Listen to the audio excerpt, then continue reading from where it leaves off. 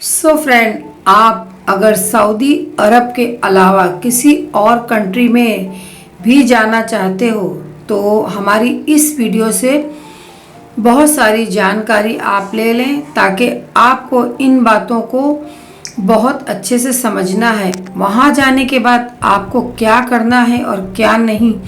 वहाँ जाने के बाद बहुत लोगों का बुरा भी हुआ है। जाते तो आप यहाँ से बहुत खुशी खुशी हो, लेकिन जब वहाँ पर आपका बुरा हाल होता है वो सिर्फ आप जानते हो या आपका दिल।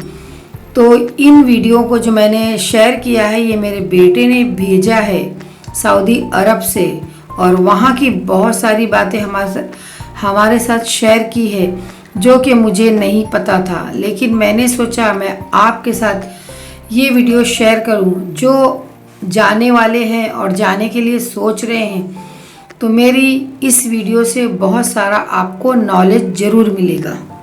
हेलो फ्रेंड, अस्सलाम वालेकुम, वेलकम टू माय चैनल। तो उम्मीद करती हूँ कि आप लोग खैरियत से होंगे।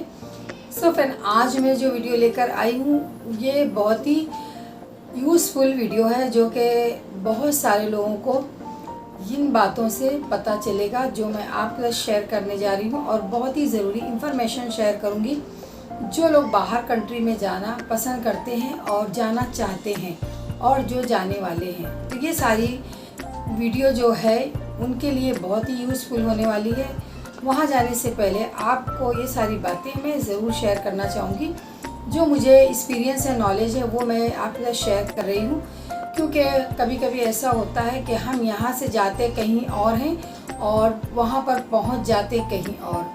बहुत सारे लोगों के साथ ऐसा हो चुका है जो कि वहाँ जाकर बहुत सारे लोगों को पछतावा भी हुआ है।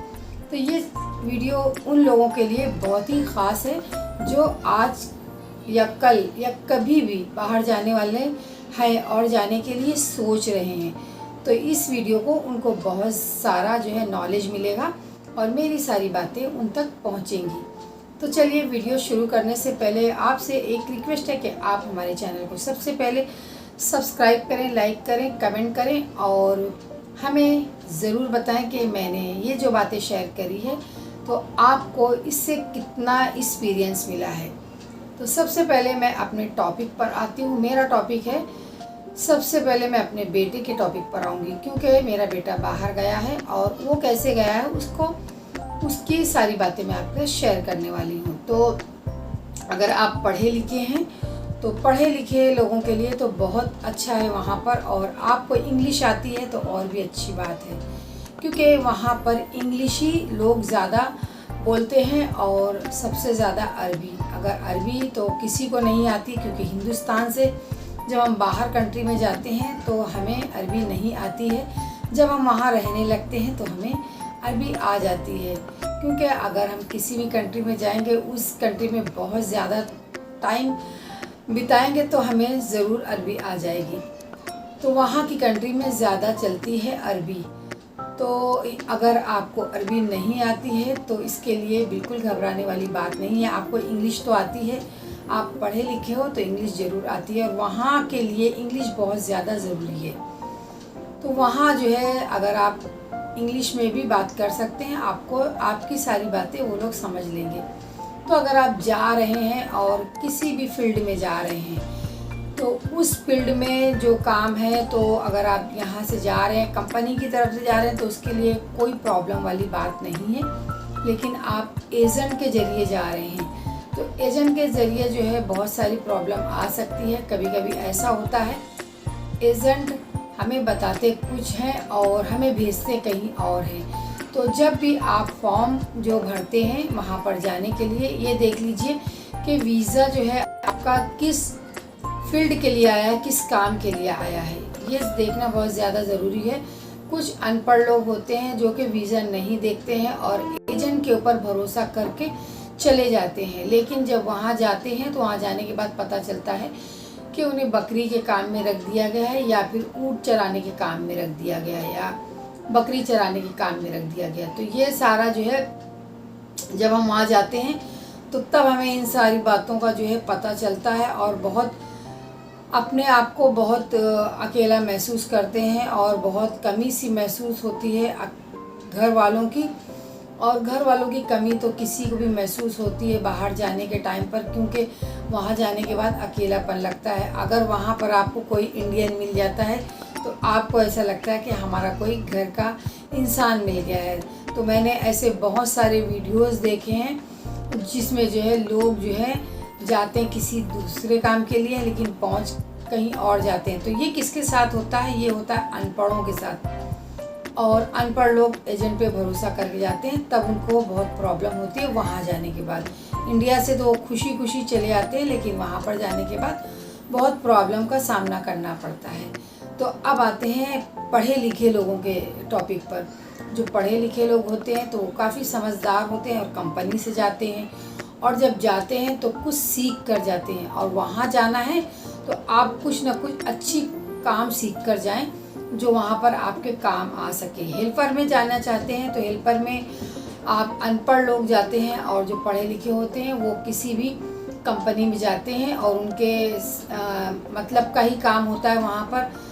और जब पढ़े लिखे होंगे तो कंपनी में अच्छा काम मिलता है, अच्छी सैलरी मिलती है और सब कुछ अच्छा मिलता है। वहाँ का रहन सहन बहुत कुछ, वहाँ अच्छी चीज़ें आपको मिलेंगी। लेकिन अगर आप अनपढ़ हो और आप पढ़े लिखे नहीं हो और किसी हेल्पर में गए हो, या फिर आप जो है किसी भी काम में, बकरी चराने के काम में या फिर ऊँट के चराने के काम में, तो आपको जो है वहाँ पर बहुत सारा जो काम मिलेगा। धूप में काम करना पड़ता है, वहाँ का क्लाइमेक्स बहुत गर्म होता है और वहाँ पर बहुत गर्मी होती है, वहाँ पर बहुत धूप होती है।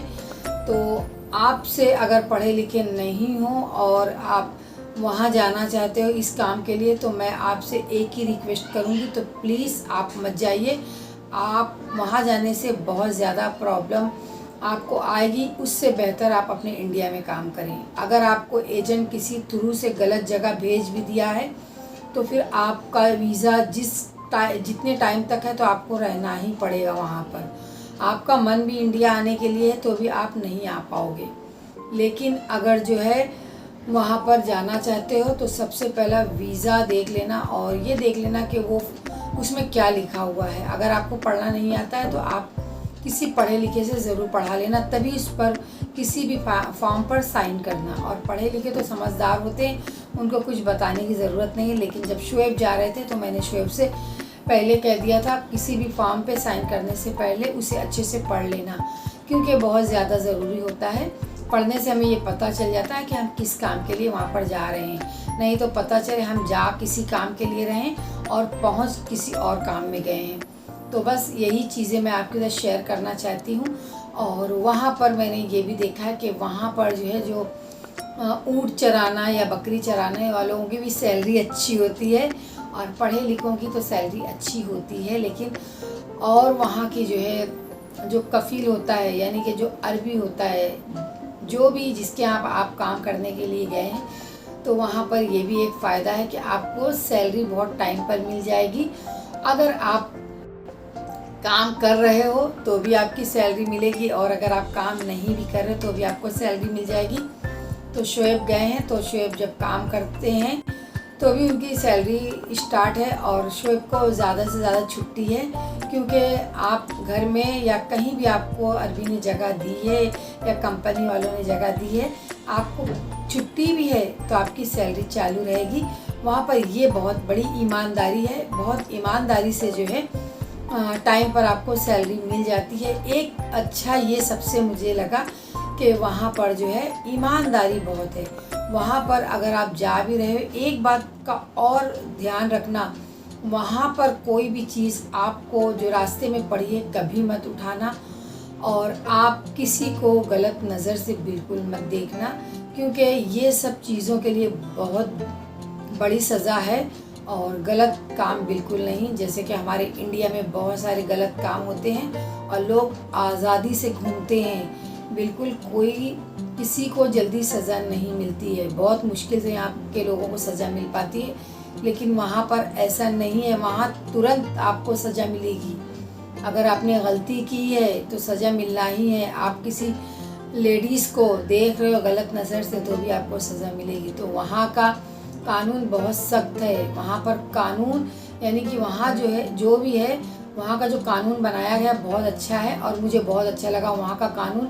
इंडिया से बहुत ही बेस्ट है वहाँ का पानी। तो ये इन्फॉर्मेशन मैं आपको देना चाहती थी। आई होप आपको मेरी ये इन्फॉर्मेशन बहुत पसंद आई होगी और ऐसे अच्छे वीडियोस आपके साथ शेयर करते रहेंगे। तो फ्रेंड, आपको मेरा ये छोटा सा व्लॉग लगा कैसा? व्लॉग पसंद आए तो चैनल को कर देना सब्सक्राइब, लाइक, कमेंट, शेयर ज़रूर करें और एक नए फ्रेश वीडियो करें इंतज़ार। Take care, bye.